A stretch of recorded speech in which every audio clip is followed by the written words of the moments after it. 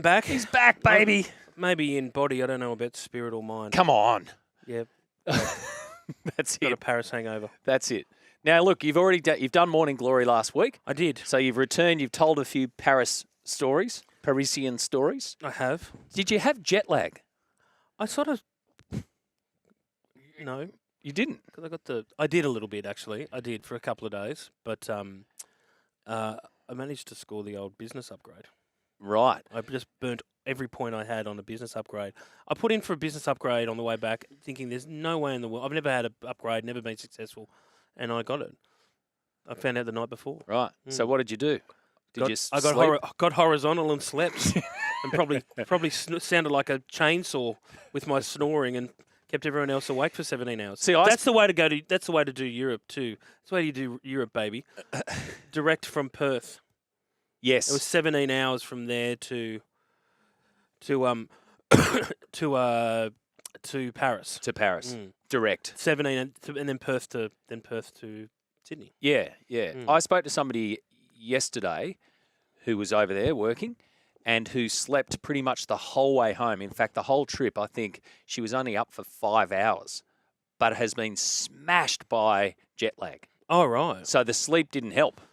Oh, the sleep helped me. I needed that sleep. But I was okay. I was good. The only time, for a few days, I was like getting very tired from about 3 till 7. Yeah. And then in the afternoon, and then I wasn't waking up at any sort of weird hours. All right. So I'm back, baby. Yeah, Webby's back, baby. 0457 736 736 is our text line. Let's hit him up with some questions today, or you can have a chat with us on 1300 01 1170. The morning show is all thanks to Host Plus. Got a very busy program today. A couple of really good guests as well. The GWS Giants coach Adam Kingsley's going to join me. I love talking to Adam Kingsley. He's a tough customer. He's a smart customer, and they're heading to the finals, and he's been there before as a player and as a coach. And also Trent Copeland's going to join us. Oh, beautiful. Yes, he always speaks very wisely. Very Trent. wisely. Well, he's busy. He's busy now, right? So GM Thunder, general manager at the Thunder, so the head honcho. Oh, right. Yeah. He's the boss at the Thunder. Absolutely. So when does the BBL start? Starts early December, mid-December. Right. So they've signed Davey Warner. I saw that. Yep. And that deal, I'll chat with Copes about that, because it's an interesting process. You don't just, even for somebody like Copes who's played all his cricket with David Warner, you don't just pick up the phone and say, "Hey, Dave, you want to come?" And you've now got to negotiate through all of these bloody tournaments that are going on everywhere. I think David Warner's in the Cayman Islands at the moment. So half his life. Yeah, you got to negotiate all of that along the way. So I guess one of the questions for you is, and we can chat as many Paris stories as our listeners want to know. An hour of Paris stories. That's what I'm hearing the listeners want. Some Olympic highlights, and I do want your thoughts on what's happened with Matthew Richardson and also Yannick Sinner, bringing you up to speed just in another world as well. But I guess one of the big questions is, I know this, when you're in Olympics, mate, you're in Olympics, as in that's the mode you're in. Now, you keep across what's happening in rugby league. You've got your finger on the pulse. Not really. There's a lot of rugby league people over there. I imagine you spent a lot of time with them. However, how much do you reckon you missed? It's like, since you've been gone, did you come back and go, the world's changed? A little bit. I think the only thing that really, I was too busy covering the Olympics, so I had to drop the NRL from my mindset. My brain can only cop to so much. What were we talking about again? But the thing that resonated, I kept a close look at the results. Yeah. And then the Latrell story popped up in the last few days. So that sort of, I was a bit surprised by that. Yeah. So I would say... Not surprised. It was funny, like with the Latrell thing. I said this on Matty Johns' show last week. It was because we had, the AOC had their own cocaine scandal with Tom Craig, the hockey player. And the way that he dealt with that straight away, like he was in a watch house for all that night and then all that day, then only got a warning and then came out but completely fronted up and said what he had to say. And put his hand up. So I just think it's very interesting how the processes happen with the white substance that was under Latrell Mitchell's nose in that photo from where was he? Dubbo? Dubbo. Yeah. And like this whole line that, no pun intended, that you can't say anything about it until the integrity unit process runs its. If he's done the wrong thing, then surely he should be able to go, like, nip it in the bud. Like rugby league just kills itself with this. That strangles itself with this process every time there's a misdemeanor. You know, when the integrity unit to investigate the hell out of it, that goes on for months. The club has been made aware. The NRL integrity unit is investigating. We can't say anything because it's been under investigation from the integrity unit. How much is there to investigate? Like, how long has it been? It's like been 10 days? Like, really? Like, come on. Like, do they want the story just to keep going, kicking along? I don't know. Well, you raise a good point, I think, about how they dealt with it over there in Paris. Not a good look. Not the biggest crime in the world, and you can have your debate about whether or not you should be doing that or whatever. But I couldn't care less. I'm with you. As I wrote, I couldn't care less. But if you're going to play stupid games, you win stupid prizes. And that's the risk you do. I read that article. God knows I've done dumb stuff overseas many, many times, and I've had to wear the consequences, not as publicly, but you know what I mean. You've got to, if you're going to indulge in that behaviour, then be prepared for the fallout.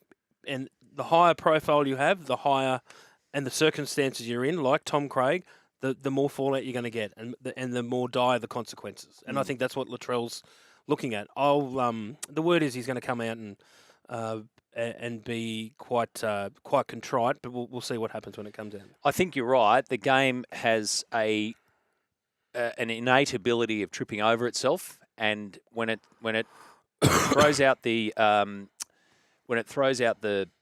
integrity unit is investigating, we can't say anything further. That's all around protection, I get it, but it's also about putting the actual issue behind the closed doors. And the lesson that you saw firsthand over there was come out, say what you need to say, accept the responsibility for whatever it is, and move on. And I reckon Australian sports lovers and would appreciate and that. Opinion makers, yeah, they don't like BS, right? They just don't like the crap. So cut through the crap and away you go, and then you can move on. So I was trying to think this morning, mate, some of the things of since you've been gone that have grabbed the attention. And Latrell's obviously the most recent. While you were gone, the Kyle Flanagan biting case was enormous. I mean, it just went into warp speed. What was your take on how all that played out? Well, I said this on Matty's show too. It's like I've never seen someone give a facial with their own face. Like he did. Stephen Crichton has rubbed his face in Kyle Flanagan's face. That said, though, Kyle Flanagan can't sit there and say, I didn't bite his nose, when it's very clear from the video footage that he bit his nose. So I'm comfortable with the 4 weeks. I think that's pretty much, it's biting, you know. I understand the circumstances of Stephen Crichton ramming his nose in his mouth. Again, something I never thought I'd be saying, but, you know, it doesn't mean you can take a little nibble. Yeah. Like his nose elongates. Crichton's nose sort of pulls out like Pinocchio's. Like that's from a bite. Someone's biting it. Kyle Flanagan's biting it. I did have a lot of texts saying from the following day, you know, Kyle's been found guilty. He needs to come out and say, this is what I did. Well, I said, hang on a second. You're not going to sit in a tribunal and say I didn't bite, and then because somebody says we find you guilty, walk outside and say, yes, I did. I interviewed James Graham 2 days after he was suspended for his bite on Billy Slater's ear in the grand final. And James Graham was still adamant then, as was Des Hazler, his coach at the time, that he had not bitten Billy Slater. What do you do? Go figure. You know what? It's not a lie if you believe it. Here's another one that's popped up in recent days. So you've been back for this one. So I'd like your thoughts on this, to block or not to block. I'm more than comfortable with them penalising blockers. Blockers or interference on the defence coming through. But that said, though, there needs to be equal scrutiny about players running off, coming from an offside position. Like very offside. They've been very offside. They've been so loose on this stuff for so long, and then when they start actually enforcing the rules, people go, "Oh, this is a disgrace." So what do we do then about further to that? And I was listening this morning, and Dave Riccio pointing out that Sione Katoa is out for this week. Now, in that extra time period, he copped a high shot that didn't get penalised. 2 minutes earlier, call it, that gets penalised every day of the week. Yeah. So I understand that there's a reticence from the refs to go, I don't want to be the one that determines this on a penalty. Yeah, but you have to. That's the hard decision. Correct. That's the whole point of the job. to enforce the rules of the game, and it doesn't matter whether it's the first minute or the third minute of golden point. You've got to have the stones to make that decision. So if that happens in the 79th minute of the game, penalty. Just do it. 100%. Just do it. Now, It doesn't matter. He's out this week. HOA. So it wasn't a Mickey Mouse fall down, grab your head. He's out. The player is out. These are the vagaries of the game that people are getting frustrated with. Yes. Yeah. I would have hoped that Graham Annesley had fixed this while I was away in Paris, but no, he has not.